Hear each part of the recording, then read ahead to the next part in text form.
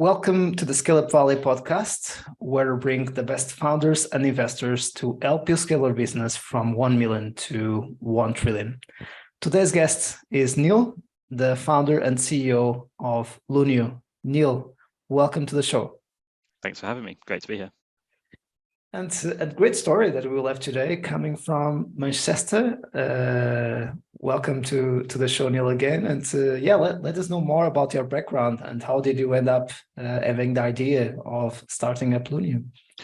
Sure. So as you said, I'm Neil. I'm the CEO here at Lunio. And in terms of background, so if we go back very far to when I was 13, 14, I was very much just fascinated by all things like marketing, all things ads. I made my first revenue generating website like age 13, I think I was 13 or 14, making money through like ads arbitrage, so buying traffic and then monetizing that traffic to a greater extent than what I was paying to buy it and so on.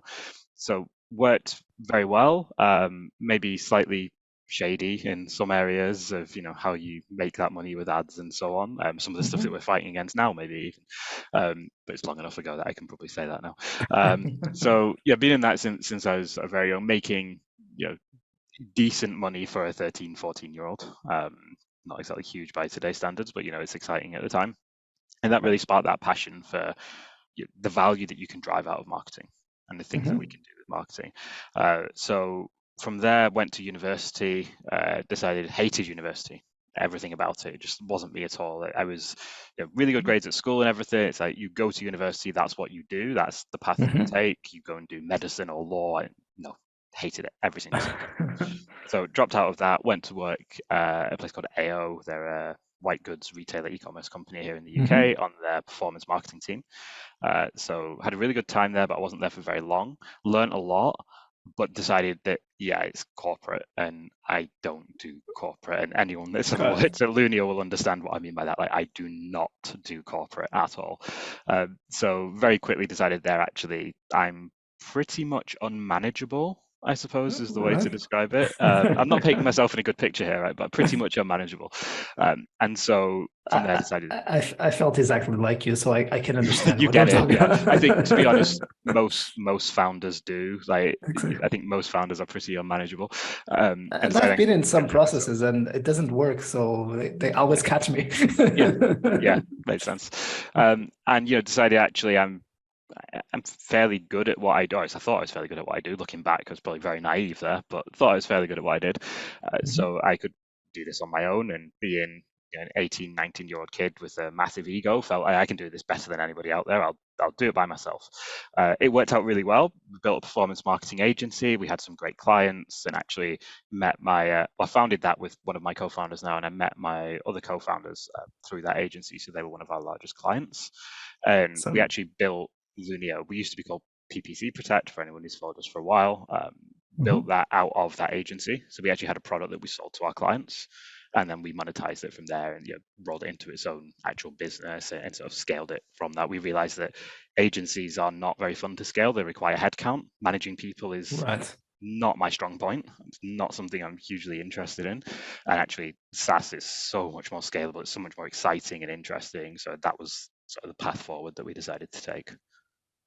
That's definitely a great story, and I think that the time you started working with digital marketing, it was really a new category, right? So you could, the ones who start learning at that time knew almost the most about the industry. So even the old marketeer style needed to learn everything about digital marketing, and they need to embark in new courses and so on. And the good thing is also the algorithms and a lot of things change very quickly. So you need to also have that kind of mindset of always be learning, always be curious, right? Always be learning more and more and more to be able to perform well with what you do in this category, right? So, and curious to see this transition from an agency that happens with a lot of us, right? So a services business, and we are not happy with the path to scale the business, and then evolving into more scalable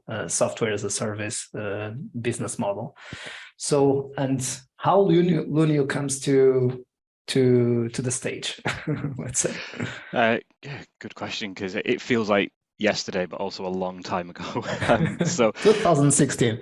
yeah, so 2016 was when we officially founded sort of the business entity of, like I say, what was PPC Protect, now Lunio, and really didn't do a whole lot with it for the first 2 years. I say didn't do a whole lot. I'm speaking commercial terms here. So we built the products, MVP, whatever you want to call it. Looking back at it, embarrassing version of the product, maybe compared to what it is today, but MVP version nonetheless.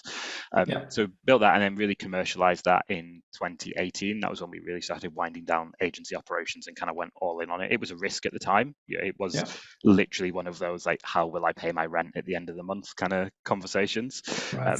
But thankfully it went well. Maybe it was stupid looking back at it, but it went really well for us. I'm glad we took the risk. So we commercialized that in 2018. We bootstrapped that through to the end of 2019. So there was a small Hmm. team of, we had 4 founders. We have 3 now, which I'm sure we'll touch on at some point.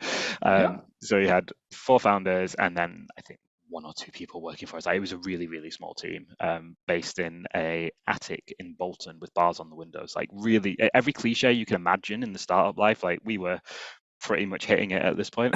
And then end of 2019, we raised a pre-seed round from SFC Capital. Our SEIS allocation was due to expire, so it's like small, 125,000 round, something like that. Mhm. Use that to hire a developer, full-time developer, and also first salesperson. And then again, we ran that through to late 2020, where we raised our seed round from Fuel Ventures. That was a big round, like £2.1 million. And Mhm. then saw that through to our Series A, which we closed last September, which was a $15 million round, which at the time was 13 or 14 million pounds. I don't know what the exchange rate is today, but it's all over the Right. place at the moment. But yeah, it was around 13, 14 million pound round. And we've always had this kind of mentality of, we will go and raise money when we are at break even, on paper or near profitability, so that we Right. have that flexibility to choose if we want to raise or not. And that served us really well, I'd say, over the years. But that's kind of the story of the short version of where we are today. Right. So in other words, you were almost able to bootstrap your first product until you were able to be investable at the end of 2019.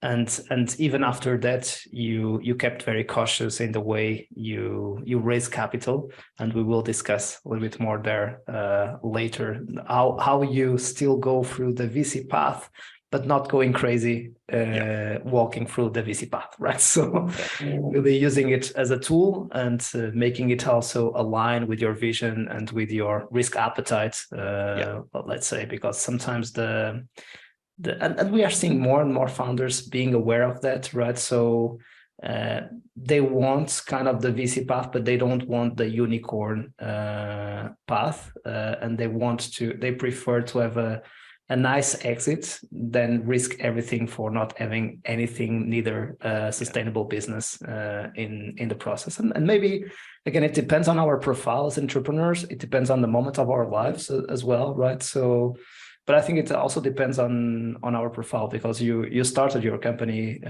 quite young, right? So you could go to the unicorn option, because then you can also build another company still after that, or another two, and maybe only have success with the third. The good news is that we already are building a second right, sustainable business using still VC capital on the way.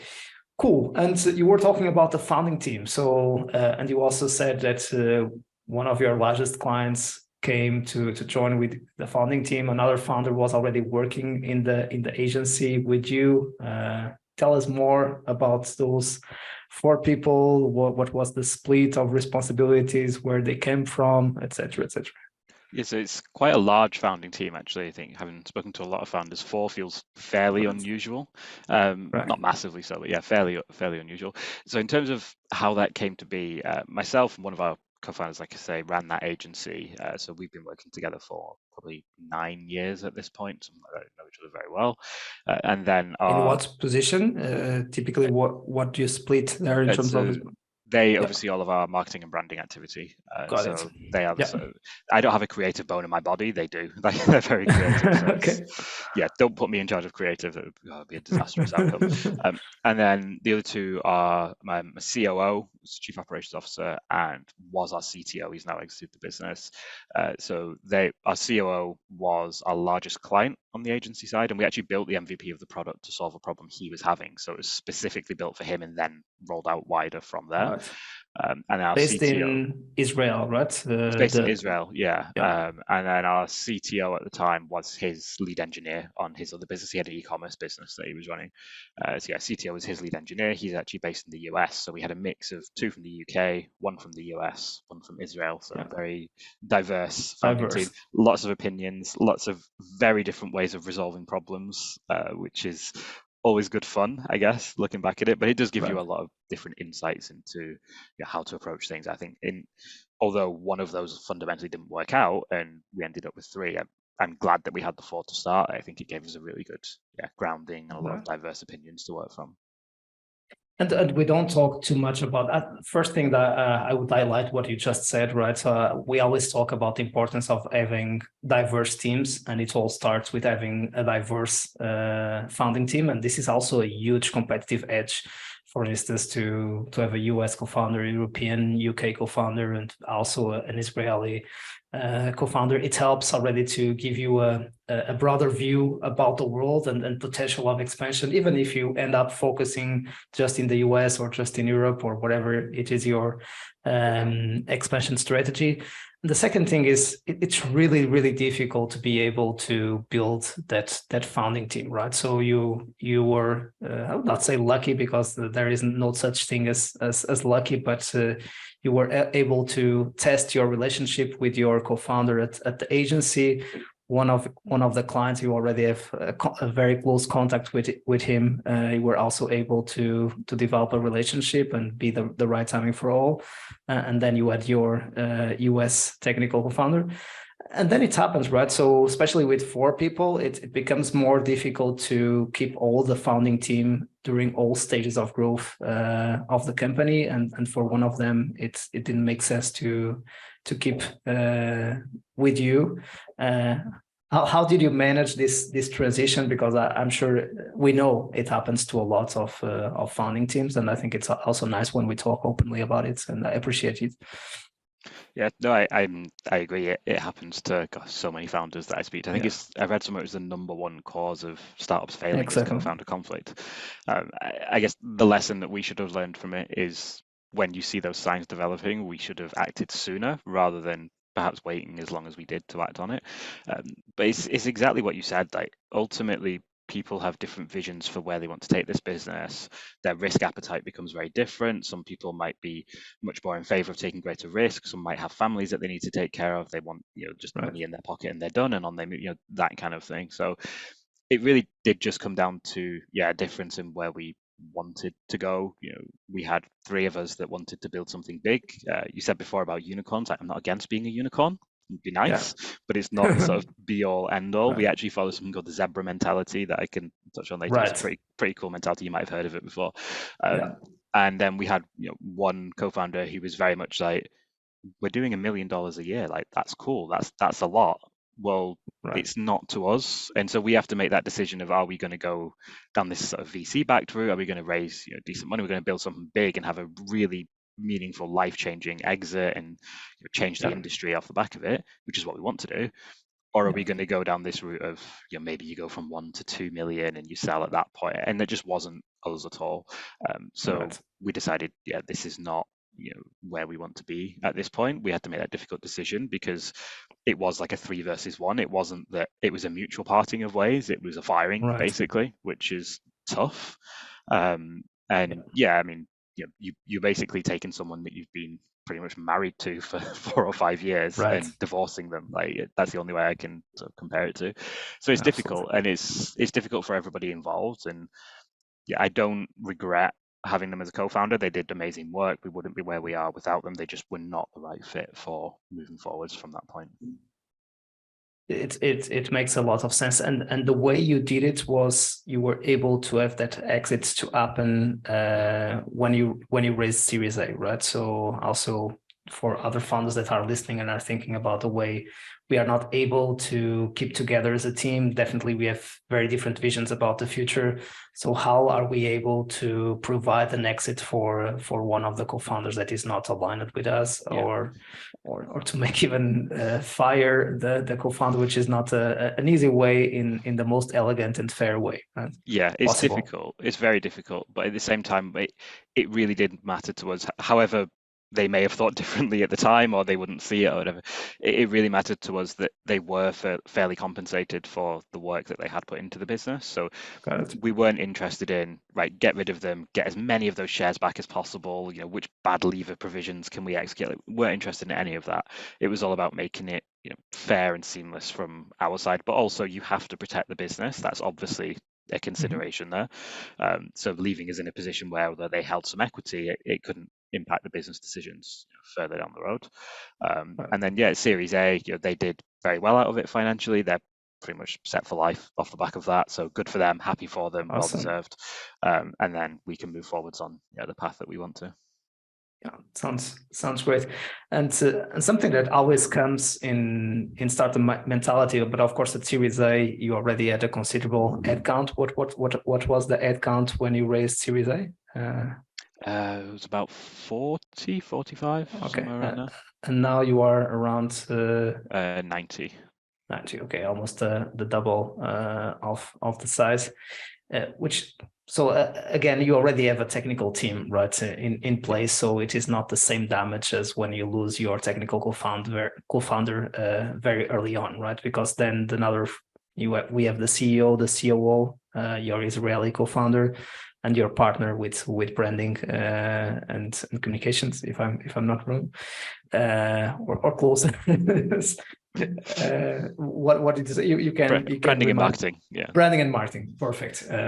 And so in that sense, I would say if it was too early, it would be a very important piece of the founding team, which would be the technical team. But I assume with 45 team members, you already have a technical team in place to ensure that we didn't lose touch with the product and the technical side of it. Yeah, I mean, we were less than 45 when we let him go. So we were 45 at Series A, but we actually let him go about 10 months before the Series A. It's just that was the point at which he could cash out. So I think we grew quite slowly from there to Series A. I think it was like 35 people. So it was still significant. We had a significant, like 12, 15 people engineering team, something like that at the time. So there was, a lot of coverage there. Although we do now have a new CTO who had to kind of rebuild everything from the ground up, sort of exactly 24 hours, which is a fun challenge. But yeah, it worked out in the end. And we were talking about having a diverse founding team, which is amazing. We can come up with new solutions, but at the same time, being remote from day one, having different cultural approaches and views about the same thing can create also innovation, but also some friction and some conflict, and how to manage, for instance, the Israeli versus the British style and mindset, right? So how were you able to bridge those different mindsets across your founding team? It's a really good question, because the approach is very different. Like the sort of British style, so to speak, is very reserved. We never say what we actually mean. We might say, "Oh, it's great, but it needs a few tweaks," when in reality we mean it's absolutely rubbish, right? Rework the whole thing. The typical interesting. Yeah. That when I'm saying think? Portuguese, I say it literally. So when I say interesting, it's because I really mean interesting, and I'm talking with a British person. You are saying interesting? Yeah, we don't mean interesting. We mean it's terrible, and we just don't want to say to your face. So there is a very different dynamic there. I mean, and lucky that we have a very close and open relationship, in the sense that they give feedback very directly to me. I can give feedback very directly to them. Like, it's one of the things we adopted very early on, is there are downsides to that. I call it Israeli mentality. Like, that's just me kind of summarizing it. I don't necessarily mean it's exactly that, but that direct approach, there are downsides to it as well, especially when people feel like they're being attacked from the things that people are saying, which isn't the case. So we set the groundwork really clearly of direct feedback is absolutely welcomed. I actually found out recently there is a name for it. So our head of people was talking about something called radical candor. Kim Scott. There is a book even about it. So it's apparently a great book. Not read it. will do at Yeah. some point. But that's the approach that we very much took from day one, and I think that worked really well for us. The remote side was definitely a challenge. It did work very well when COVID came around because everyone was scrambling to move to remote, and we'd done that since day one. Nothing changed. It was same as Right. always. So my co-founder from Israel actually now lives in Manchester, and he does now That's work cool. from the office. So we made the decision that we're growing really, really quickly. Like we're going in the direction that we want to, but we got big plans. Can we realistically do this with a fully remote team? We Hmm. can, but it's going to be a lot more difficult than if we can get everyone in a room and just Got iron things it. out and push through things. So they made the decision to move over here, and I would say it's a really good decision. Like it's definitely accelerated Yeah. the growth of the business. And not to say we couldn't have done it remotely, but I think it would have introduced a lot more challenges at this scale. Right. Just out of curiosity, definitely Israeli companies have a close relationship, and they are super good at being able to scale up in the US, especially with East Coast. At least all the examples that comes to my mind. Uh, there was maybe an easier connection between your American co-founder and your Israeli co-founder, and the British style was in the middle, right? Trying to manage the how direct they were. Of course, we know that there are subcultures across the UK and across the US and across any country in the world. New York and San Francisco are completely different cultures as it is Midwest or Texas and Florida and so on. But in general, there was a good chemistry between the American style and the Israeli style. It's an interesting one actually, because I would say usually yes, that would be the case. In our instance, no, That probably not. particular situation, right? But I think a lot of it comes down to, like you say, those regional differences. So our co-founders from a part of the US where everyone is very overly outwardly friendly, even if they Okay, don't necessarily mean it. They'll always portray themselves as very friendly and agreeable and everything, and actually yeah, sometimes being not a New so Yorker. agreeable. No, he's definitely not a New Yorker. And sometimes being so agreeable can cause problems in and of itself. Sometimes you Right. should just stand up and say, no, I don't agree with this. So I think in that instance, it caused some issues. But if it was like a New Yorker or someone from Boston or somewhere on the East Coast, then yes, I definitely would Right. agree that it'd be very similar in that sense. Right. So let's go to market. So what is your kind of ideal customer profile for Lunio? What has been some of the main lessons to get to market? Because it's important to have a great product, but then it's all about distribution and being able to reach to the right ICP and delivering or solving address the main pains of that ICP, right? Yeah, so we were quite lucky that our background of most of our founding team is in inbound marketing. So from day one, we had really strong like SEO, we had really strong paid search, programmatic, like just general paid Right. media Makes a campaigns and lot so of on. sense. Yeah, it's obviously what the agency was doing as well. So we were really strong in that sense to the point that we didn't even start doing any outbound until about September last year. Well, So we scaled all the way well up to done. there just purely through inbound. Could we have scaled faster with outbound? Yeah, maybe, but we knew what we knew. We're comfortable with it. Yeah, that's the route that we wanted to take. And Right. the quality of inbound is 100x usually what you get on outbound. Yes, the deal sizes are generally smaller, but people are Right. actually engaging with your product. They want it. There's a demand there, and you're just capturing that demand. So that Yeah. worked really, really well for us.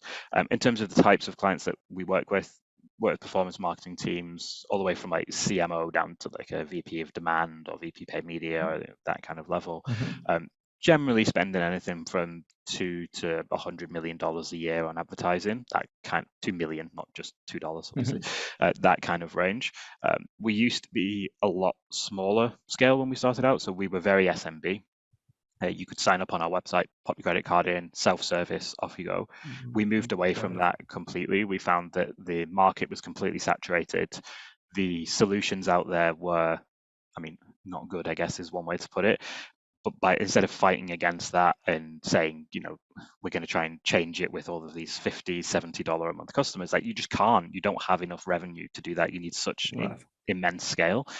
We decided to move up market instead, and that's worked really well for us. Like we can invest in product, we can invest in client support and customer support, we can invest in customer success as well, making sure they're getting everything out of the platform. The stuff that you can't necessarily do when someone's paying you $50 a month.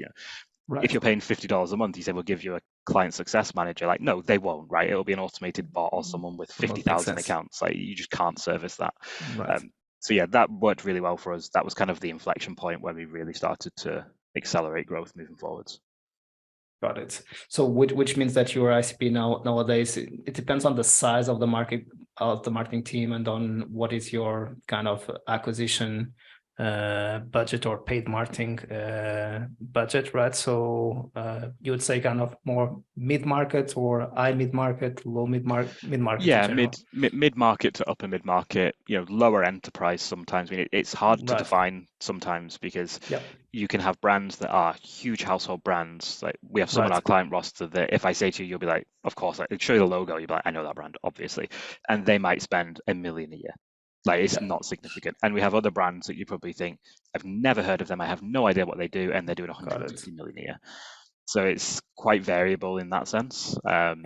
But yeah, we would define it as sort of mid-market. We're not SMB. If you're a small business and you want a solution for this, there's some out there. Go and Yeah. try them and find out for yourself how good they are or not. That's your choice. And if you want really, really big enterprise, sort of $500 billion a year of ad spend, being completely transparent, we're probably Right. not going to be supporting you at this point.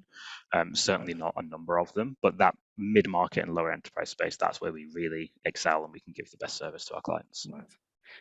It makes sense also if it was enterprise your target, you would need to have built your outbound team much earlier, Yeah. even if inbound would be critical also to bring interest across certain verticals for enterprise. And in terms of the pain points that you solve, there is something intriguing that you have on your LinkedIn, which is over half of internet traffic is non-human, with over 30% coming from bad bots. And then of course you have a bit of your value proposition. They waste your acquisition budgets, your reporting metrics, and give you false data to work with. So Lunio stops these bots in their tracks automatically. So maybe I summarize it a bit, the problems that you solve for this ICP, right? Yeah, you pretty much nailed it there. It's pretty much perfect. You did a great job. I just read what you wrote. I'm glad somebody reads it. I always wonder who actually reads those things. So yeah, I mean, you've kind of summarized the value prop there. Like we eliminate invalid and fraudulent traffic on paid media campaigns. So that could be bots, fake users, anyone with malicious intent or what we call non-converting intent. So they're there to scrape prices, for example, for comparison's sake, rather than actually buy products, Right. things like that. So it's about half of all internet traffic, as you said, comes from bots. Of that, just over 30% is the bad bots, things that pose a risk to the website. When it comes to paid media specifically, we find, depending on channel, geography, industry, and so on, anything from 6-7% of media spend up to on display campaigns, especially like 25-30%, even at the higher end, although that is sort of an edge case, but it can go as high as that, is wasted to bot activity, fake users, invalid users, and so on. And the question we always get is, aren't the networks doing anything about this? And the reality Right. is they only do so much, like Google, Facebook, these kind of networks. They only do so much because where's the financial incentive to stop traffic that you're being paid for? Right. As long as the platform gives a good enough Conflict of ROI, interest. exactly. As long as the platform gives a good enough ROI, then you're going to put your ad dollars there anyway, right? So it's about giving that extra independent layer of verification on top of that, and then being proactive in excluding those users across all the different channels moving forwards. Right. Uh, we don't have enough time, but definitely you guys are experts also in on the marketing side, and it would be nice to learn some of your inbound tips on, because we know that starting with inbound and making inbound successful, it's a very important foundation for any startup and scale up. And you just shown it. You were able to get to 1 million plus in revenue just with inbound, and just recently you start creating your outbound motion. I assume that for this kind of motion, maybe the channel or partners might not make yet too much sense. Yes or no? So we do have a channel partner program, yeah. So Okay, it's there an is. interesting one actually. So inbound got us up to, like I say, about Series A. So actually several multiples above that 1 million threshold was pure inbound, and then started scaling, outbound at the same time as Series A, and then partners and channels we started about 8 months ago as a sort of dedicated function. It's actually, we class it separate to even sales. So the sort of pillars of revenue for us are CS, sales, partnerships, and demand generation. Got And it. for Q4, so our quarter starts 1st of February, so Q4 last year up to the end of January, channel was our largest driver of revenue by some margin. It was Wow. about Well done. 75% of all new revenue. Wow. Amazing. Any other insights on how you made channel work so well? Good question, because if you ask our VP of partnerships, he'll say it's all his success, but no, it's not. He would guarantee you will. He's probably going to listen to this and it's bring it up it's anyway. it's a it's a He's cross-functional effort always, right? Even he's inbound, outbound, Yeah, I mean and he's very, very good, by the way, just putting that out there. He does a fantastic job. I think a big part of it is, for us, channel is purely agencies. Like, we don't at this point engage with tech partners or anything like that. It's just purely digital agencies, and of course, it makes a lot of sense. we come from that world. We have people here that have worked at the big agencies. I obviously Mhm. didn't work at the big agency, but I ran the agency. I know the pain points. I know how to get into them, the messaging that resonates. So I think that's why it's been so successful. We know that world inside out. We know how to give them value, what they look for, the kind of pricing conversations that they're going to have, the questions they're going to have around how they can upsell, markup, resell, beat the Yeah, cost, whatever it might be. So yeah, I think because we know that so well, that's why that's really worked, incredibly well for right. us. So it was really starting with inbound, proving the model, evolving to channel, and now having starting to plant the seed with outbound, and also investing on a separate function for channel 8 months ago. But you'd say that inbound and channel are the main, and especially channel with 75% of the revenue coming from the channel. Yeah, yeah. I mean, it's hard out there for outbound at the moment. Like, our team's doing pretty well, actually. Yeah, The numbers are looking good, but yeah, it's a tough market out there. Whereas when you come yeah, to channel and these agencies have clients and you're giving a huge value prop to their clients, right? Like, exactly. you're giving massive Makes a value lot of back to them. sense. It makes it a lot easier. B2B2B, right? Yeah, yeah, exactly. That never thought about that B2B2B. Usually it's a B2B2C or B2C2B, and so on. Just having some fun with the go-to-market motions. Awesome, but you need to come back to share a little bit more of your insights on the inbound part, because I think it's critical for the success of any startup, but just with a matter of time, and there are so much more topics that we would love to cover. Let's move to fundraising and to the beginning of our conversation, that you said that nothing wrong about being a unicorn, but it must be a consequence and not getting to become a unicorn at all costs. So you try to have always a bootstrapping mindset, but really using cash to be able to grow faster. But anyway, you would be growing with or without that capital. The only difference is that you might be growing slower than what you are growing with that extra capital. So what has been some of your lessons learned with fundraising that we'd like to highlight today, Deal? It's a good question. I think the best way to summarize it is only take money if it aligns with your long-term goals. Yeah, So we've been in very fortunate positions in the past where we've had term sheets in front of us that are numbers that would make your eyes water, and valuations that would mean everyone is out partying all weekend, and that kind of level. And we right. didn't take them. And the reason we didn't take them is, when we look at where we want to go and we look at how we want to get there, it gave us a very, very narrow path and sort of a really narrow window of opportunity of, right, if we take this money, we have 6 months to hit these metrics, and if we don't, it's over. It's complete game over. They're not going to care about Right. us anymore. Like, we're just another one on the pile of failed Become startups. a zombie. Exactly. And if it works, great. Like, everyone will make, $1 Yeah, billion off the back of it, right? But then right. you work backwards from there and you say, okay, well, why am I in this personally? Well, I'm not a hugely money motivated person, and most of my co-founding team aren't. So then we look at it and say, what's the goal for us? If we get an exit and we get 50 million each, right, 100 million each, whatever it is, or you do a big unicorn exit and you get a billion each, does it make a difference to my life? No, it doesn't. Like, it makes zero difference whatsoever to me. So why would I have a 5% chance of success when I can have a 50% chance of success at Right. something that might be a slightly lower valuation, but actually everyone's very happy. You have VCs that are aligned with that aren't going to make it so you dread coming to work and you're stressed every single day. And just that whole ecosystem around you is built around that. So I think identifying early on, do you want to go down that, burn at all costs, 1% success, but if it's successful, you make a huge Right. amount of money, or do you want to do it a bit more sustainably? And the way we look at it is, yes, we are, I guess, scale up now, or startup, whatever terminology you want to use, but Yeah. fundamentally to us, the most important thing is building a sustainable business. And I think Right. it's perhaps a difference of UK versus US as well. In the US, Yeah. if you get to 18 months and you're not doing 5 million in revenue, hey, you failed, shut it down, start again, do another business, right? Right. Whereas in the UK, it's much of a slower burn, but it's Yeah. more about building that actual sustainable business Yeah. long term. All right. And we're lucky that we've got investors that very much share that mindset with us. What an European mindset, definitely. Yeah, I mean they could do higher valuations. I think UK and EU VCs are very far behind Yeah. the US in that sense. But yeah, as a mentality, I actually think it's healthier for the ecosystem the way that they approach it. Right. And I think it's also important to understand that sometimes you can create very good businesses, but those businesses might not be in a category, or even the business model didn't have the potential to really become unicorn business, and you are just sending you against a wall, right? So it will not work.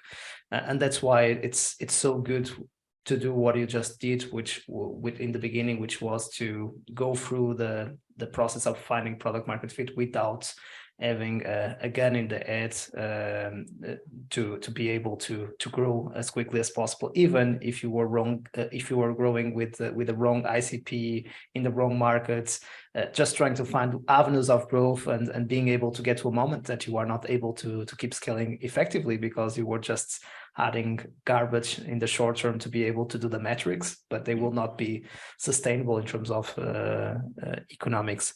So really protecting, and something that I really enjoyed when we were having a chat before the show, that you said that you also try to keep your burn rate of a multiple of 1 of MRR, which I think it's yeah.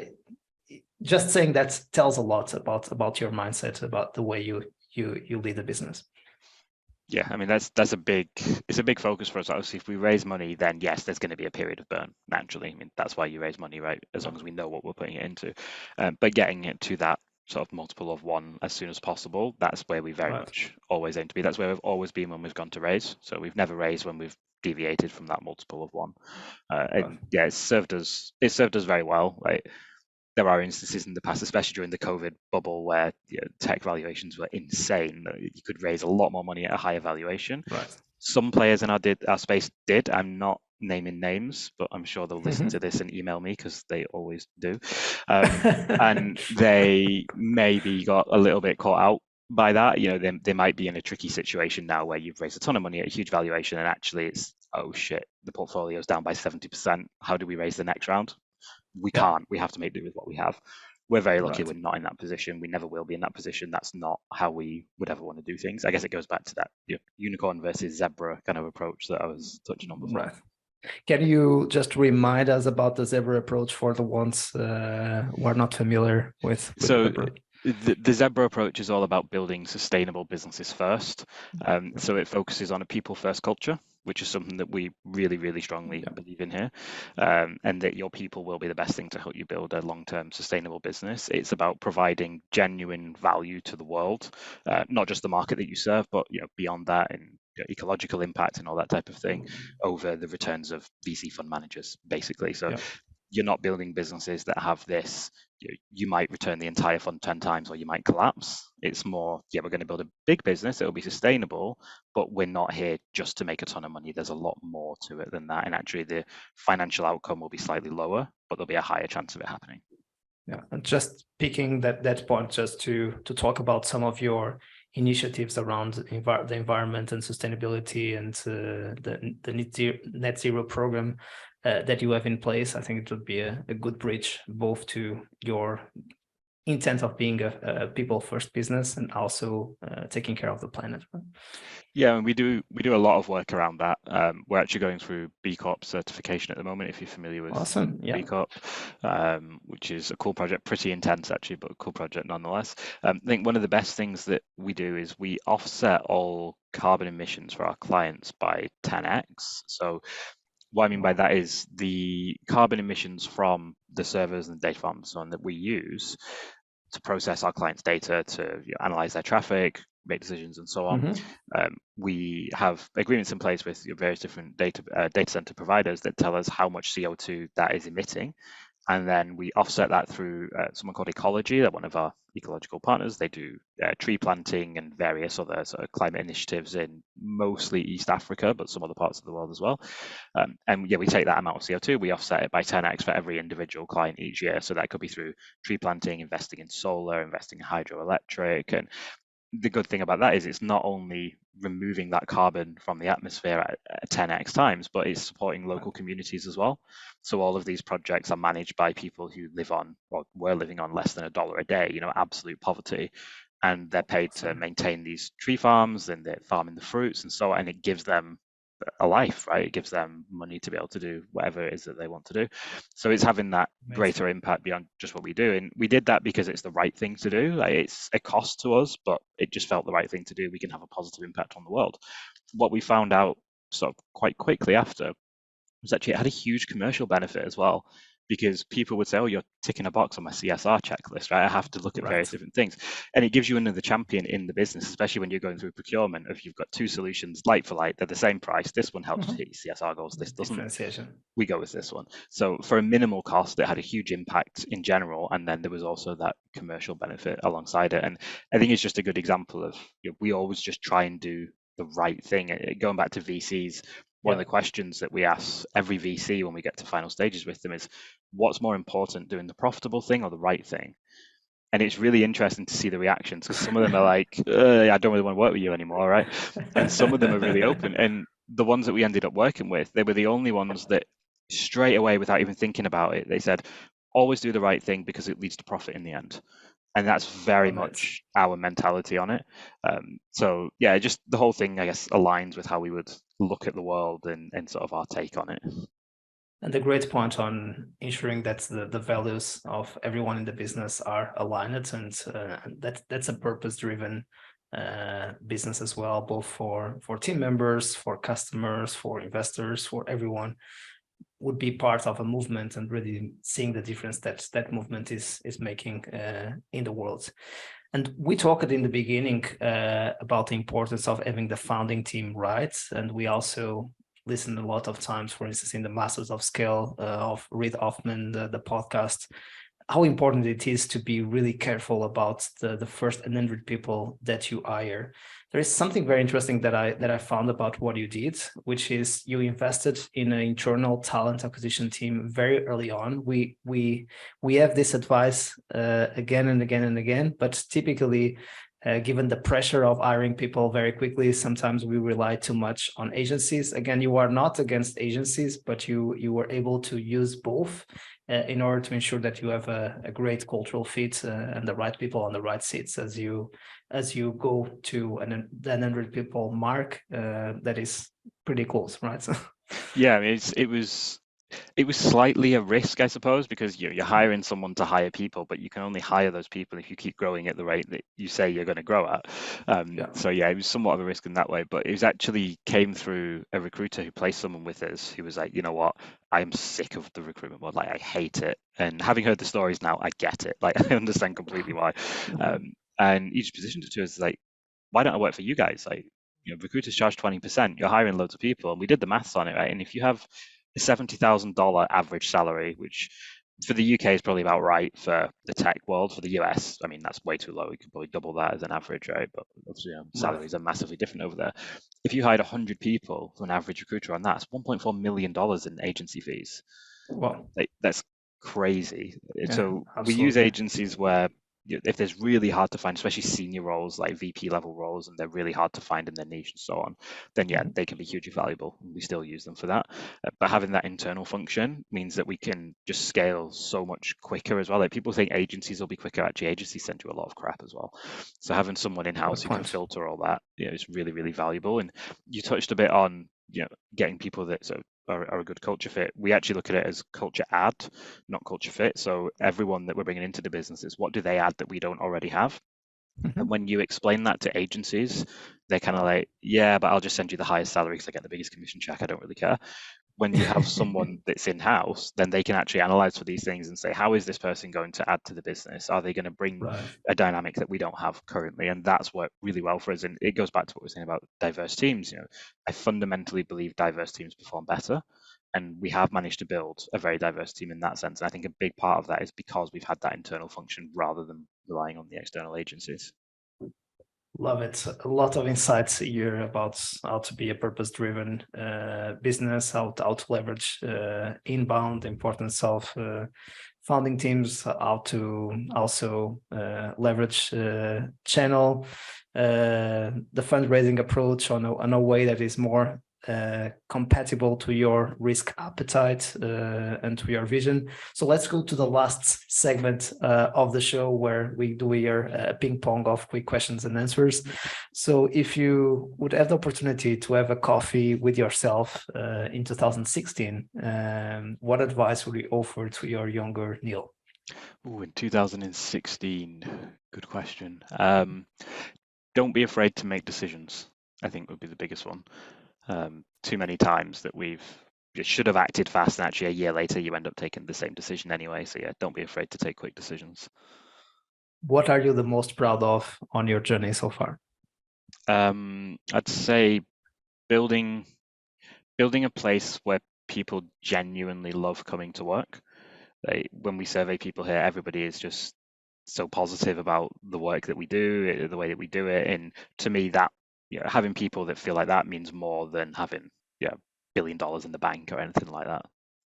You built a great product or a great culture in a certain. You make your culture a product as well. Worst advice ever received?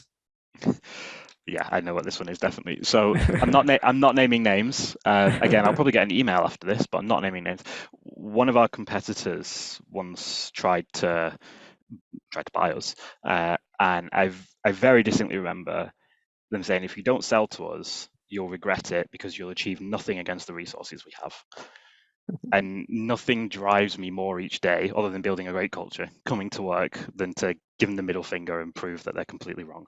So I definitely say that. Wow, this might be the best worst advice ever received in an episode ever. Thank you, Neil, for your contribution. And now the resources. Your favorite book, business or non-business, you decide. A book called Scout's Mindset, must read for anyone that's in a management team. Awesome. Can you tell a little bit more about what is it about?